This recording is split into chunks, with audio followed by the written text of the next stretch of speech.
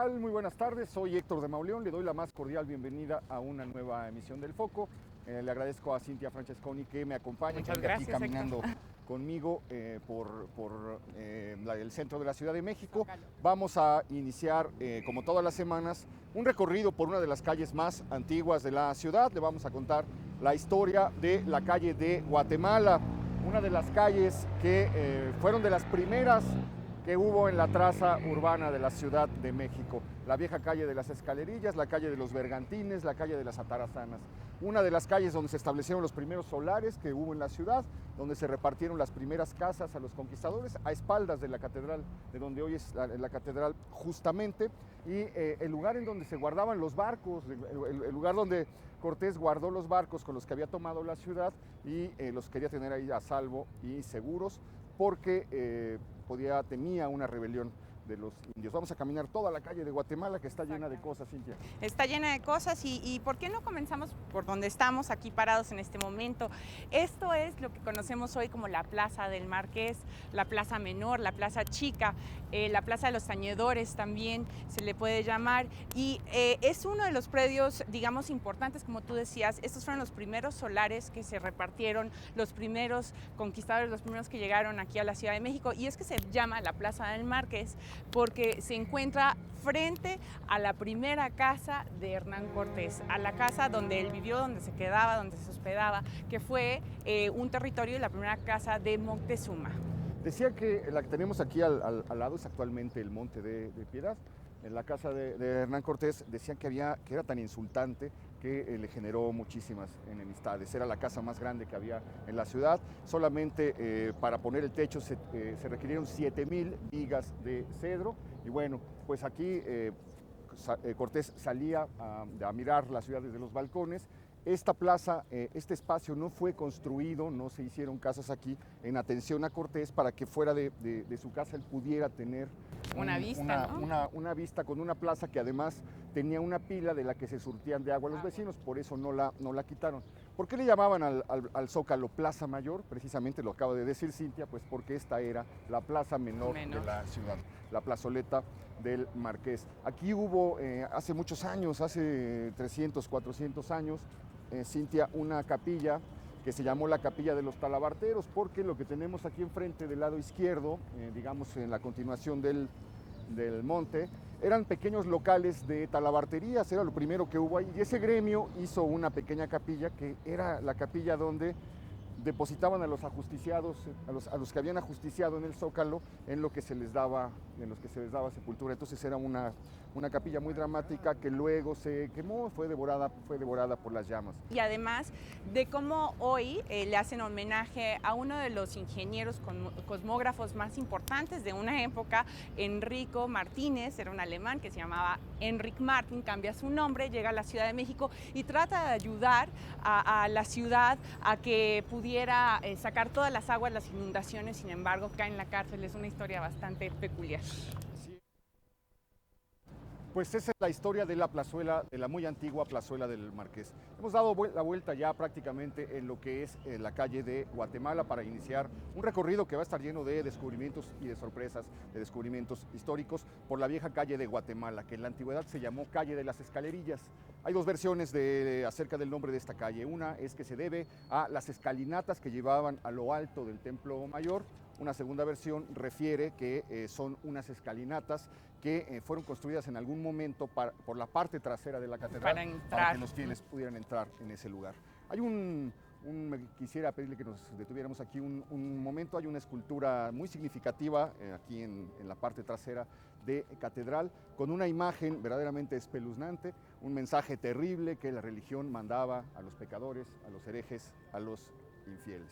Y sobre todo, bueno, es un mensaje religioso para una calle que está cargada de religión, ya que aquí está el pasaje catedral, que es un pasaje donde podemos encontrar todo tipo de artículos, imágenes y simbolismos, artículos religiosos. Sobre todo también en la calle de República de Guatemala es donde podemos encontrar muchos negocios que se refieren a esto, a la venta de este tipo de artículos. Hallamos una placa aquí que nos informa que en este sitio se encontró la casa de Juan Engel, uno de los primeros fundidores que hubo en la Ciudad de México, uno de los primeros colonos del siglo XVI. De hecho, es en este tramo donde Hernán Cortés, entrega a su mayordomo Diego de Soto un terreno para que se construyan las primeras casas que hubo en la Ciudad de México. Ese terreno es precisamente este en el que nos encontramos en este momento. Exactamente, bueno, este es el número 18, hoy lo conocemos como el Centro Cultural de España, pero aquí esta casa también perteneció a don Ignacio Luis Vallarta. De hecho aquí hay una placa que dice que aquí murió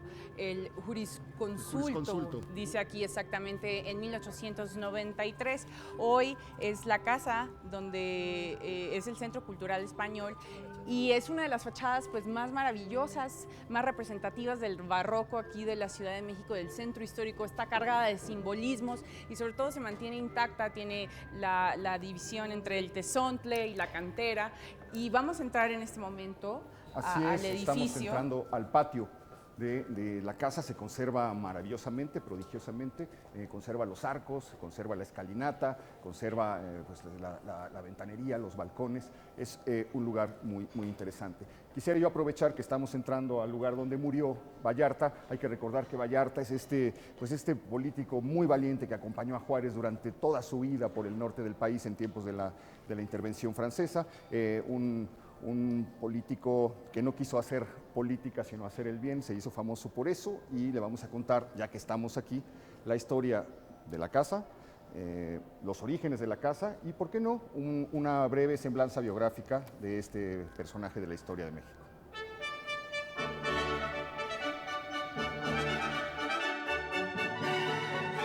La cultura del viejo continente se levanta en el centro capitalino.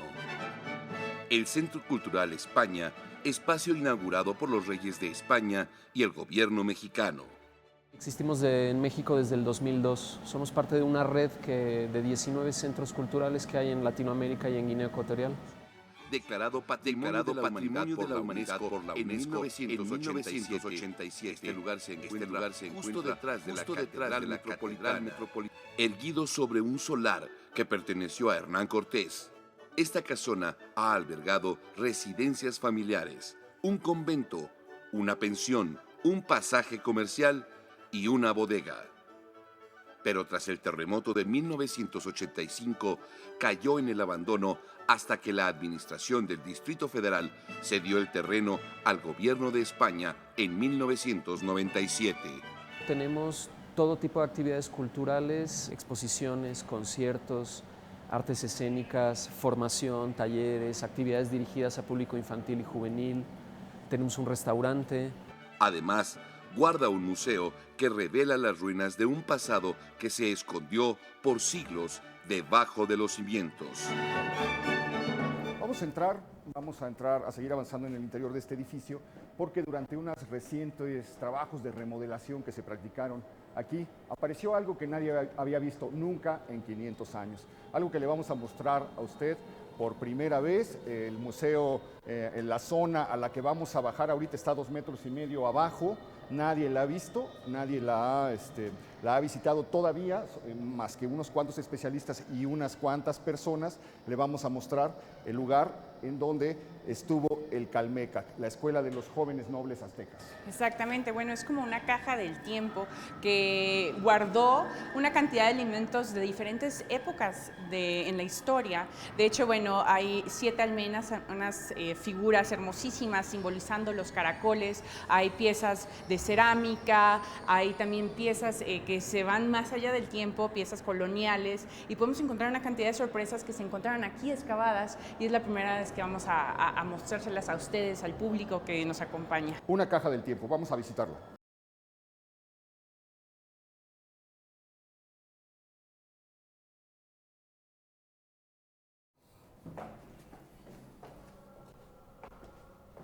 Pues bajamos 2,5 metros desde el nivel de la banqueta para poder mostrarle este hallazgo que es verdaderamente notable, sorprendente. Se suma a la serie de hallazgos que desde 1790 se han venido realizando en la Ciudad de México cuando aparece la llamada Piedra del Sol. Y bueno, Señor. pues queremos presentarles a Germán Rosa, quien es el director, el coordinador de la ampliación del edificio y digamos que el coordinador de este proyecto nuevo, porque es un hallazgo, es un tesoro que se encontró aquí en las profundidades de este edificio tan hermoso. Bienvenido. No, pues bienvenidos ustedes para que vengan, para que conozcan este espacio. Bueno, nos dicen, Germán, que estamos viendo por primera vez en 500 años. Nadie ha visto nunca esto, muy pocas personas han logrado ver esto. Estamos viendo el Calmecac. Así es. Bueno, esa es la percepción que tienen los arqueólogos, ¿no? Ante mí y ante como los ojos del público, esto es una agradable sorpresa en realidad, ¿no? A la hora que se hizo la ampliación del nuevo edificio del Centro Cultural de España, como en cualquier centro histórico, nos encontramos con esta grata sorpresa, ¿no? Sí, sí. Lo interesante aquí es como la colaboración en la cual tuvo el Centro Cultural con cada una de las partes y lograr tener y visitar estos espacios, ¿no? Aquí tenemos las dos grandes piezas principales, son estas almenas, que de alguna manera era parte de la decoración del Calmecac. Tenemos estas dos piezas, 2 de 7 piezas que se encontraron. 7, ¿no? Estaban en lo alto de la construcción. Así es. Y estas piezas, las cuales fueron enterradas, y aquí podemos ver un poco cómo fueron enterradas, pertenecieron a una época en las cuales fueron retiradas a un cambio de fuego nuevo y fueron ubicadas siendo norte a sur. Entonces, insisto, esto fue una gran sorpresa para todos, tanto para los arqueólogos que decían, estaban pensando en nosotros directamente, ¿no? Nunca nos imaginamos que ese acto del fuego nuevo, que consistía en como deshacer las cosas para volverlas a levantar, iba a dejar en el lodo guardadas durante 5 siglos o durante más de 5 siglos esas almenas prodigiosas. Pero aquí nos encontramos con otros elementos que se encontraron en el mismo lugar, ¿no? Así es. Calculando un poco, estamos viendo un 20% de las piezas que encontramos durante la excavación. Fueron 7.500 metros cúbicos de tierra en excavación arqueológica. Eso nos llevó 2 años de excavación. 2 años. En la cual pues trabajaron gente de Lina, personal de constructoras, ingenieros, arquitectos, cerca de 60 personas trabajando al mismo tiempo durante 2 años. Germán, llegamos al lugar donde se encuentra una de las cosas más prodigiosas y más sorprendentes que uno puede encontrar, que es, nos comentabas, una mandíbula esgrafiada. Así es, esta es la representación de la serpiente de nube, que es de la casa Mixcoatl, en la cual vemos una mandíbula con una condición de dentadura impresionante, ¿no? Los dientes perfectamente conservados, teñidos, y además esgrafiada esta figura. Esta figura queremos creer que era todo el cráneo completo, en la cual no solo está grabado por fuera, sino también por dentro de la mandíbula. Sí, de hecho se ve como un guerrero al otro Así lado. Es, ¿no? Del otro lado del espejo, por eso colocamos este espejo.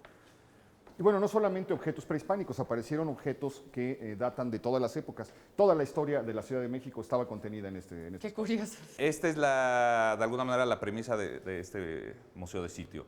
De alguna manera, una especie de caja de tiempo, la cual haya guardado todos estos objetos durante todos estos años. Y al final, pues es la historia la cual está conviviendo durante todos estos años. De alguna manera, es la historia de todos nosotros. Unos platos como de cerámica. De mayólica, ¿será que siglo XVI, XVII? Siglo XVII, y también, pues bueno, la primera representación cristiana, la cual apareció en este sitio, ¿no? En este terreno. Sí, no hay explicación como tal, sino que todas como que se mezclaron en un mismo terreno. En un mismo terreno. Y bueno, también la verdad es que fue sorprendente la cantidad de objetos que fueron saliendo al ser un predio poco castigado, ¿no? ¿Esto era un estacionamiento, nos comentabas? Esto era un estacionamiento, el cual fue cedido, fue un comodato hacia la Agencia Española de Cooperación Internacional de Desarrollo para hacer el Centro Cultural. Aquí lo que vamos a ver son, creo que 2 piezas importantísimas a mi punto de ver, que son 2 piezas de madera que estuvieron bajo el agua 500 años. Una es un pilote ya virreinal, pero es de alguna manera como los antiguos habitantes dominaron el valle. Esto es el sistema de chinapas, de ir colocando estos pilotes, ir ganando terreno al lago. Y la otra es una coa, en la cual sin agricultura no se hubiera logrado dominar este valle, ¿no? Hay objetos más interesantes también aquí, muy llamativos y que proceden ya directamente del siglo XX, de finales Así es. del siglo XIX. Y aunque tenemos un detalle impresionante. Esto es impresionante. El dios Ejecatl, sí, bueno, en uno de los programas que ustedes tuvieron, estuvieron en la pirámide del dios Ejecatl, a un costado en Guatemala 16. nosotros cuando hicimos como la formulación de este museo, encontramos esta pieza, la cual nos pareció importante tenerla aquí, sin saber que se iba a encontrar la pirámide a escasos 30 metros de donde estamos ahora. Es impresionante cómo se mantienen los pigmentos Sí, todavía es vivos. una pieza de tezontle. ¿Por qué no nos cuentas qué era el Calmeca, qué función tenía? Bueno, el Calmeca que era donde estudiaban los hijos de los nobles o para ser guerreros o sacerdotes. Tenían como una educación muy amplia, sobre todo siempre enfocada como al tema de gobernar, ¿no? Entonces, ya sea en base a la religión o en base a la guerra, era la manera de gobernar, ¿no? Pues yo estoy muy emocionado porque estamos viendo algo que se preservó en el lodo, en el fango, durante 5 siglos. Así es. Tenemos oportunidad de verlo, tuvimos el gran privilegio de pasar por aquí justo cuando está apareciendo esto. Y bueno, hablábamos, estos objetos del siglo XIX y del siglo XX que aparecen de pronto. Sí, bueno, estas piezas de vidrio que son fabulosas, una botella de un lustrador de zapatos hecho en Chicago y pues bueno, la pistola, que no sé qué historia tenga atrás, ¿no? De una pistola de esa calidad. Que es una Smith & Wesson, según vemos ahí, calibre 38, ya prácticamente irreconocible el cañón, corroído por la humedad totalmente, unas herraduras. Y bueno, y también este museo alberga ciertas pilastras, ciertas elementos arquitectónicos que pertenecían exactamente como tanto al predio de Guatemala 18 como al predio de Donceles 97. Pues llegamos a donde se encuentra una de las almenas. 7 almenas que aparecieron ahí sepultadas. Germán, te agradecemos muchísimo Muchas que nos gracias. hayas facilitado Por el acceso mostrarnos esto. a este tesoro y que hayamos podido conocer y escucharte que nos explicaras esto. Les decía yo que esta zona, pues desde 1790, no ha dejado de arrojar frutos prehispánicos, frutos arqueológicos. En 1978, accidentalmente apareció la escultura que dio paso al proyecto del Templo Mayor. El Templo Mayor, el centro ceremonial de la ciudad, que hoy pues forma un corazón histórico de la Ciudad de México.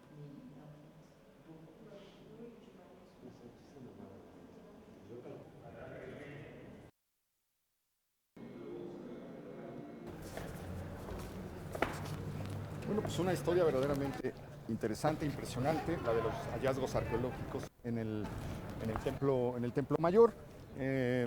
Quisiera llamar la atención sobre un detalle en la fachada, es que siempre pasamos caminando y no nos fijamos mucho en las cosas. Ese detalle que dice se acabó en el año de 1707. Todo el centro histórico, Cintia, está llena de pequeños detallitos que pasan inadvertidos. Sí, que tenemos que recopilar algún día en algún programa de estos. Nos dirigimos hacia, queremos mostrarles una de las construcciones más antiguas de la calle, es la famosa Casa de las Ajaracas, Cintia. Exactamente, del mayorazgo Nava Chávez, uno de los hombres que se supone, digamos, contaba el oro y las piezas de plata que llegaban aquí, que salían a la Nueva España de la Ciudad de México, y es uno de los edificios más particulares por su estilo, por su fachada tan hermosa, al estilo árabe, mudéjar, donde podemos ver estos lazos, lacerías en formas de 8, hermosísimas, cubriendo toda la fachada del edificio, que hoy es el archivo de fotografía, Museo del Archivo de la Fotografía de la Ciudad de México. Así es, una construcción muy antigua. Pues aquí tenemos la Casa de las Ajaracas. El lazo en 8, famoso, que da el nombre de la Casa de las Ajaracas por este dibujo mudéjar. Pero bueno, tenemos que hacer una pausa, vamos a hacer un breve corte comercial. Vamos a seguir caminando por la calle de Guatemala. Al volver, le ruego que no se vaya, quédese con nosotros.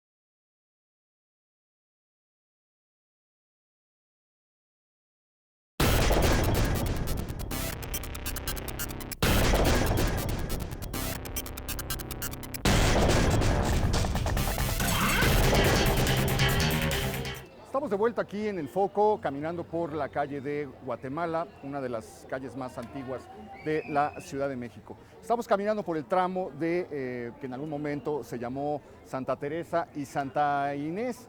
Es el tramo en donde, como les comentaba al principio del programa, Hernán Cortés guardaba los bergantines con los que tomó la Ciudad de México. Aquí estuvo la famosa Casa de las Atarazanas, que fue la primera construcción que hicieron los españoles en la Ciudad de México. El primer edificio construido en la nueva ciudad fue esta casa, que estuvo en algún punto de esta calle. Y de esta manera llegamos aquí al número 82, en donde hay una construcción llena de pasado, Cintia. Exactamente, estamos frente al Hospicio de San Nicolás de Tolentino, un hospicio creado por los agustinos que vivían aquí en la Ciudad de México, y se creó porque de hecho los agustinos que venían de España, que atravesaban aquí México para llegar a las Filipinas, para ejercer como misioneros, tenían que pasar en la Ciudad de México aproximadamente 4 meses de sus vidas. Cuando llegaban de España al puerto de Veracruz, llegaban a la Ciudad de México, pasaban 4 meses y después se iban a Filipinas. Muchos de ellos se terminaban quedando en la Ciudad de México,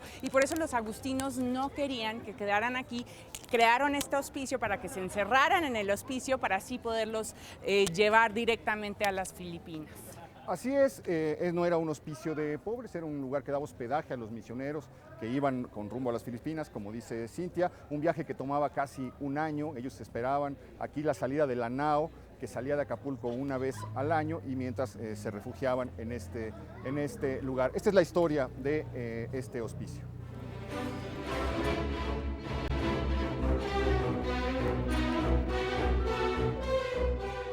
En el edificio que abarca desde el número 80 hasta el número 90 de la calle de Guatemala, a finales del siglo XVIII era conocido como el Hospicio de San Nicolás Tolentino y pertenecía a los agustinos recoletos descalzos.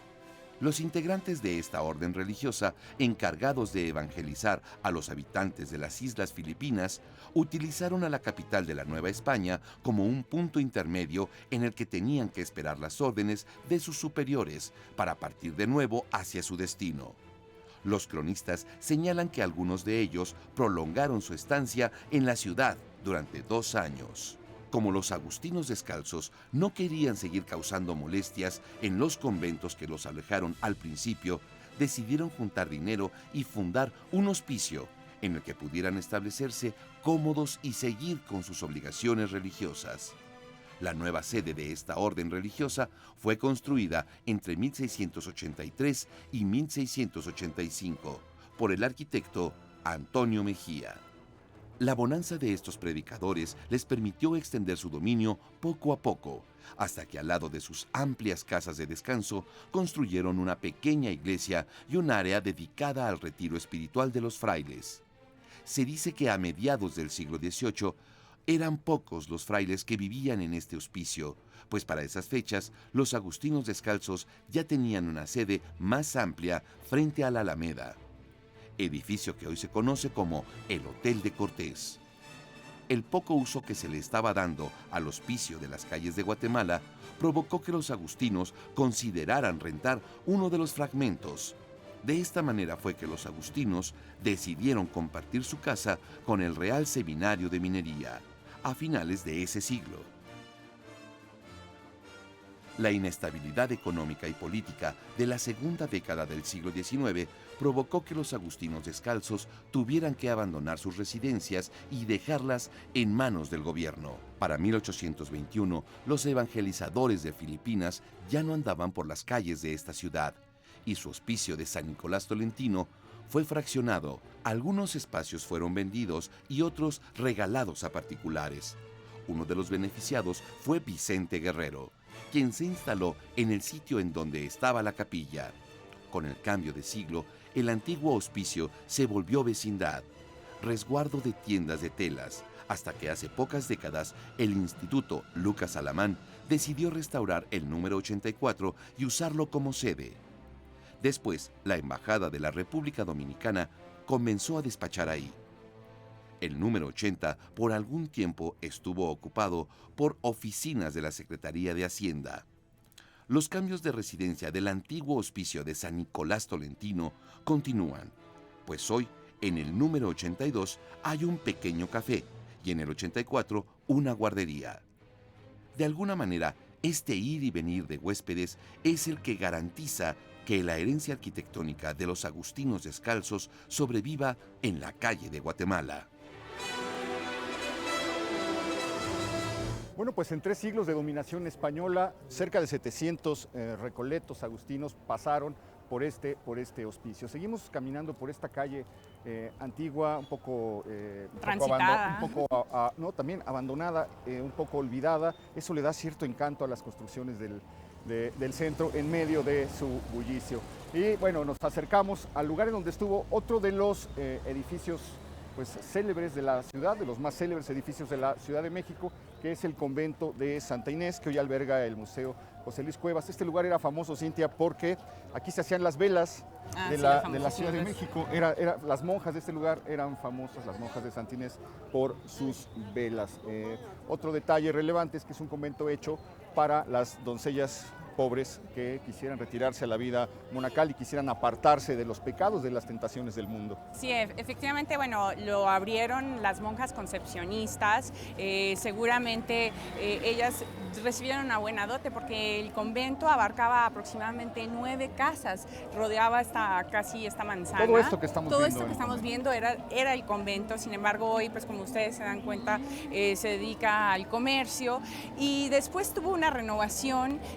En el siglo XIX, Manuel Tolsá, de hecho, hace la escalinata del convento y además hace partes de la fachada, y después, como tú mencionabas, se convierte en el Museo de José Luis Cuevas, que tiene pues aproximadamente 1.600 obras de este gran artista mexicano.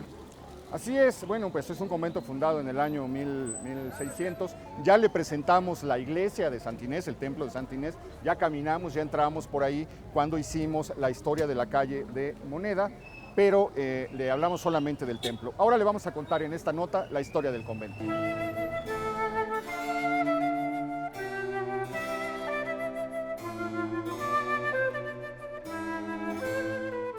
A finales del siglo XVI, en toda la Nueva España, solo había 10 conventos. Y si se quería ingresar a alguno de ellos, las damas debían hacerlo dejando una dote, lo que los hacía muy costosos. A fin de remediar esta situación, los marqueses de la Cadena, don Diego Caballero y su esposa, Inés de Velasco, propusieron la creación de un convento en el cual no se cobraba el ingreso de las monjas y la manutención fuera gratuita. En consecuencia, para 1596, el pontífice Clemente VIII emitió una bula papal otorgando el permiso. De inmediato, la familia de la marquesa Inés de Velasco cedió unos terrenos para que ahí se construyera el convento. Así, para 1598, el rey Felipe II emitió una cédula con instrucciones para que el virrey Gaspar Zúñiga y Acevedo realizara las investigaciones correspondientes sobre el terreno donde se fundaría el convento y de dónde saldrían los recursos para la manutención de sus habitantes.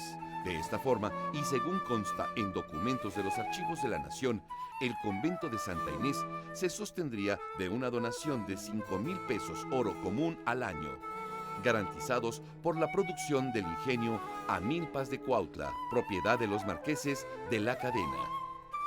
Así, el templo se construyó en 1599 y el 17 de septiembre de 1600 se inauguró el convento con capacidad de 33 plazas, además de los sirvientes para los quehaceres. A principios del siglo XVIII y a raíz de las constantes inundaciones que sufría la Ciudad de México, el convento fue reparado y posteriormente ornamentado con pinturas del artista mexicano José de Ibarra. Tiempo después fue dividido y vendido a particulares, y sus claustros convertidos en vecindades. En 1932 fue declarado monumento histórico y a partir de 1988, luego de ser declarado monumento histórico de la Ciudad de México, se iniciaron los últimos trabajos de rescate del edificio. Hoy en día, en una parte de los terrenos del convento de Santa Inés, específicamente en el predio marcado con el número 73 de República de Guatemala, se ubica el Museo José Luis Cuevas, inaugurado el 8 de julio de 1992.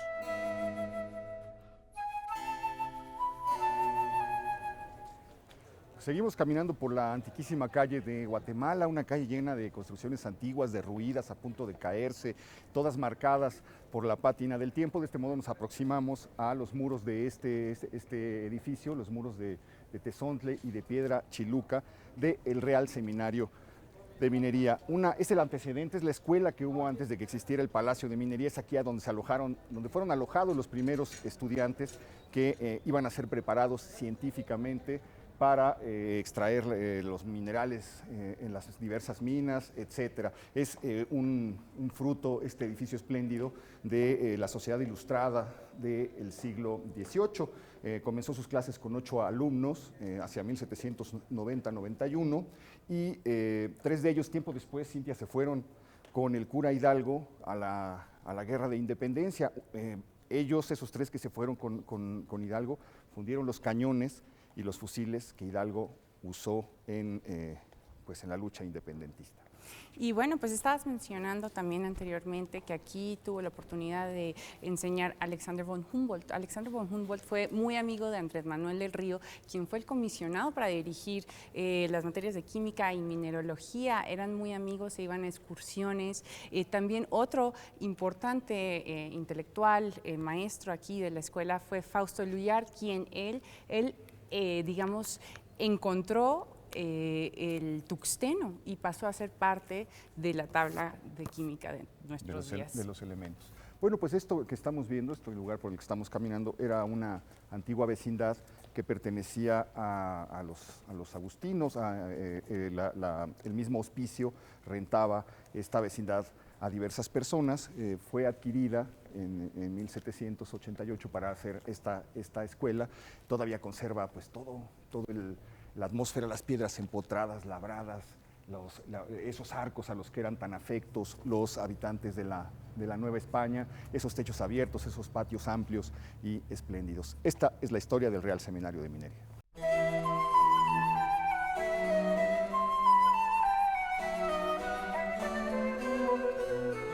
En sus orígenes, el número 90 de la calle de Guatemala formaba parte del hospicio de San Nicolás Tolentino, dirigido por los agustinos descalzos.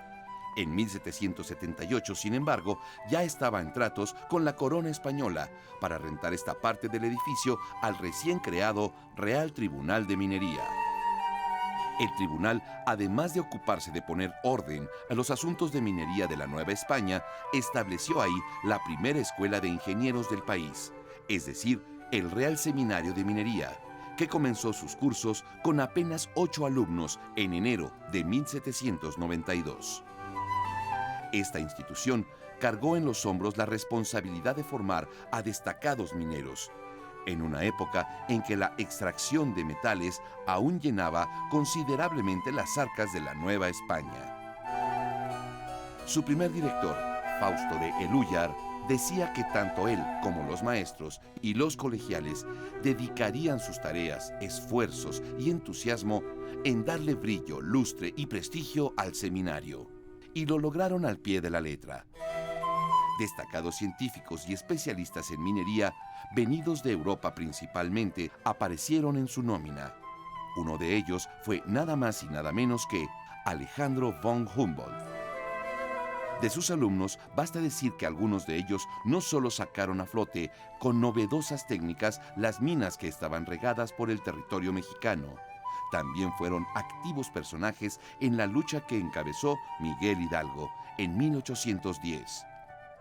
Uno de los egresados del Seminario de Minería, Rafael Dávalos, fue el encargado de fundir cañones y armas para entregárselas al cura de Guanajuato. Esta sede desde el principio fue vista como provisional, pues en ella no había la conveniente capacidad y extensión para la distribución de aulas y oficinas necesarias. Así que el Real Seminario de Minería, después de 19 años de haber usado la Casa de los Agustinos Descalzos, se mudó en 1811 a su gran palacio, construido por Tolsá, en la calle de Tacuba. 2 siglos más tarde, el espíritu académico de este edificio volverá a palpitar, ya que la Universidad Nacional Autónoma de México abrirá un centro de enseñanza de lenguas extranjeras, abierto al público en general, con la firme promesa de seguir recordando a los primeros alumnos que cruzaron la puerta del Real Seminario de Minería.